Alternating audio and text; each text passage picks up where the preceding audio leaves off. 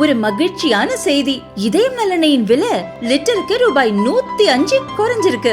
September 2023ல 1 litre இதயம் நலனையின் அதிகபட்ச விலை ரூபாய் 503. ஆனா இப்ப 1 லிட்டர் இதயம் நலனையின் விலை ரூபாய் 398 மட்டும்தான் தமிழ்நாட்டுல.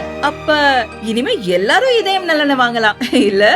இந்தியாவுக்கு அவப்பெயர் ஏற்படுத்தும் வகையில் பேசியதாக மெட்டா நிறுவனத்தின் தலைமை செயல் அதிகாரி மார்க் ஜூக்கர்பெர்குக்கு சம்மன் அனுப்ப மத்திய அரசு திட்டமிட்டுள்ளது.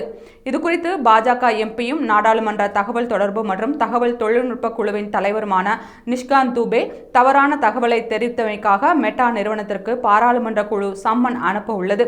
எந்த ஒரு ஜனநாயக நாட்டை பற்றியும் தவறான தகவலும் அதன் நற்பெயருக்கு களங்கம் விளைவிக்கும் என்பதால் மெட்டா நிறுவனம் இந்திய நாடாளுமன்றம் மற்றும் இந்திய மக்களிடம் மன்னிப்பு கேட்க வேண்டும் என்று தெரிவித்துள்ளார். பாட்காஸ்ட் ஒன்றில் மெட்டா சிஇஓ மார்க் ஜூக்கர்பெர்க் பேசும்போது உலகம் முழுவதும் 2024 மிகப்பெரிய தேர்தல் ஆண்டாக இருந்தது. இந்தியா உள்ளிட்ட ஏராளமான நாடுகளின் ஆளும் கட்சிகள் தேர்தலில் தோல்வி அடைந்ததாக தவறாக தெரிவித்திருந்தார்.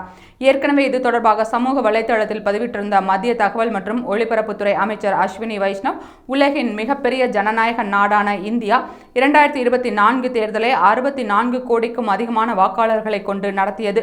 பிரதமர் நரேந்திர மோடி தலைமையிலான என்டிஏ கூட்டணி மீதான நம்பிக்கையை இந்திய மக்கள் மீண்டும் உறுதிப்படுத்தினர். 2024 தேர்தல்களில் இந்தியா உட்பட பெரும்பாலான இப்போதைய அரசாங்கங்கள் கோவிட்டுக்கு பிறகு தோல்வியடைந்ததாக ஜூக்கர்பெர்க் கூறியது உண்மைக்கு புறம்பானது என்று தெரிவித்திருந்தார்.